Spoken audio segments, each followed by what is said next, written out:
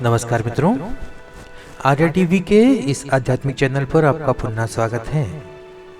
पिछले एपिसोड में हमने मनाचे श्लोक के 57वें श्लोक का विवेचन सुना था। आज हम 58वें श्लोक का विवेचन सुनेंगे। तो आइए शुरू करते हैं आज का एपिसोड। आज का श्लोक इस प्रकार है। नको वासना विषयी वृत्ति रूपे पदार्थी जड़े कामना पूर्व पापे सदा राम निष्काम चिंतित जावा मना कल्पना लेश तो ही न सावा। मराठी भावार्थ सुनते हैं। हे मना, लौकिक गोष्टीबद्दल वासना बाळगल्यास ती वृत्ती बनून जाते। पूर्वजन्मातील पापामुळे वैषयिक पदार्थाबद्दल इच्छा होते। म्हणून नेहमी भगवंताचे चिंतन निष्काम भावनेने करावे। कल्पनेच्या राज्यात मनास भटकू देऊ नये। हिंदी भावार्थ सुनते हैं। यदि यह मन सांसारिक वस्तुओं की लालसा करता है तो यह एक दृष्टिकोण बन जाता है। पिछले जन्मों के पापों के कारण भौतिक वस्तुओं की इच्छा होती है, इसलिए ईश्वर का चिंतन सदैव शून्य भाव से करें। मन को कल्पना के दायरे में न भटकने दें। आइए अब विवेचन सुनते हैं। उदासीनता वह अवस्था है जिसमें व्यक्ति सभी प्रकार की इच्छाओं, वासनाओं, मोह माया से ऊपर उठकर साक्षी भाव को अपनाता है। यह साधना का एक प्रमुख अंग है और आत्मिक शांति प्राप्त करने का मार्ग प्रशस्त करता है। समर्थ रामदास जी द्वारा प्रस्तुत इस विचारधारा का गहराई से अध्ययन करने पर यह स्पष्ट होता है कि उदासीनता एक आंतरिक स्वतंत्रता है। यह स्वतंत्रता केवल बाहरी विषयों से नहीं बल्कि मन के भीतर उठने वाली इच्छाओं और वासनाओं से भी होनी चाहिए। मनुष्य का स्वभाव है कि वह सुखद अनुभवों को याद करता है और उनके पुनरावृत्ति की इच्छा करता है। यह इच्छा चाहे प्रत्यक्ष हो या अप्रत्यक्ष, मन को बार बार उन्हीं विषयों की ओर खींचती है। इस चक्र से बाहर निकलने के लिए वासनाओं का त्याग आवश्यक है। वासनाएं हमारी चित्त में गहराई में जमी होती हैं। ये पूर्व जन्मों के संस्कारों का परिणाम होती है। वासनाओं का त्याग एक कठिन प्रक्रिया है, लेकिन यह अभ्यास और साधना के माध्यम से संभव है। राम का चिंतन निष्काम भाव से करना चाहिए। इसका अर्थ है कि राम का स्मरण, उनकी पूजा या आराधना केवल आत्मिक शांति और भक्ति के लिए होनी चाहिए।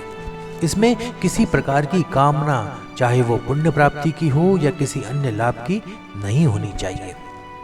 नामस्मरण और पूजा पाठ जैसी उपासना के पीछे कोई स्वार्थ नहीं होना चाहिए।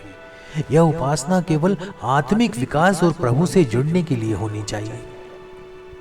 यदि इसके पीछे किसी प्रकार की व्यक्तिगत इच्छाएं होंगी तो यह सच्ची उपासना नहीं मानी जाएगी। पूर्ण निष्कामता आरंभिक चरणों में संभव नहीं होती, इसलिए व्यक्ति को अपनी इच्छाओं को धीरे धीरे उच्च और उदात्त लक्ष्यों की ओर मोड़ना चाहिए। उदाहरण के लिए भौतिक सुख की लालसा छोड़कर आध्यात्मिक उन्नति की कामना करना, व्यक्तिगत लाभ की इच्छा छोड़कर समाज और मानवता के कल्याण के लिए कार्य करना, अंततः सभी प्रकार की इच्छाओं का त्याग कर साक्षी भावना को अपनाना। साक्षी भाव का अर्थ है कि व्यक्ति हर घटना को केवल एक पर्यवेक्षक के रूप में देखे। इस भाव को अपनाने से व्यक्ति में निर्ममता, तटस्थता और उदासीनता विकसित होती है। जब व्यक्ति यह समझ जाता है कि यह संसार एक नाट्य मंच है और वह केवल एक पात्र है, तो वह अपनी इच्छाओं और वासनाओं से स्वतः मुक्त हो जाता है। यह स्थिति आत्मज्ञान की ओर ले जाती है। साधना का विकास एक क्रमिक प्रक्रिया है। यह एकदम से नहीं होती, इसके लिए निरंतर प्रयास और अभ्यास आवश्यक है। समर्थ रामदास जी एक बड़े पत्थर को तोड़ने के उदाहरण से समझाते हैं कि जब बड़े पत्थर को तोड़ा जाता है तो प्रत्येक वार का अपना महत्व होता है।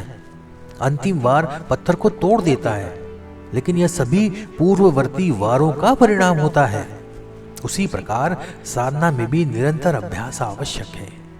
एक दिन ऐसा आता है जब मन की अशांति समाप्त हो जाती है और व्यक्ति शांति और प्रसन्नता का अनुभव करता है। जब व्यक्ति विषयों के उपभोग से मुक्त हो जाता है तो वह किसी भी परिस्थिति में आनंदित रह सकता है। उसकी स्थिति ऐसी हो जाती है कि उसके सिर पर कोई बोझ नहीं रहता, मन पर कोई दबाव नहीं होता। वह अपनी दैनिक जिम्मेदारियों को सहजता से निभाता है। यह स्वतंत्रता केवल बाहरी जिम्मेदारियों से नहीं बल्कि आंतरिक, मानसिक और सभी दबावों से होती है।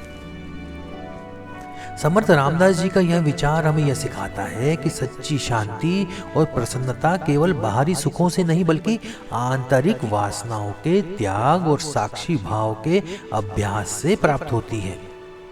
यह प्रक्रिया धीरे धीरे विकसित होती है, लेकिन जब व्यक्ति इस अवस्था को प्राप्त कर लेता है तो उसका जीवन आनंदमय और संतोषपूर्ण हो जाता है।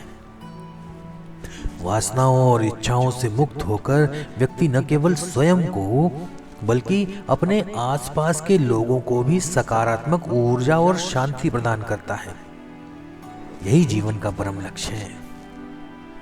तो आज का विवेचन यही समाप्त करते हैं। मिलते हैं अगले एपिसोड में नए श्लोक और उसके विवेचन के साथ। तब तक के लिए जय जय रघुवीर समर्थ। नमस्कार।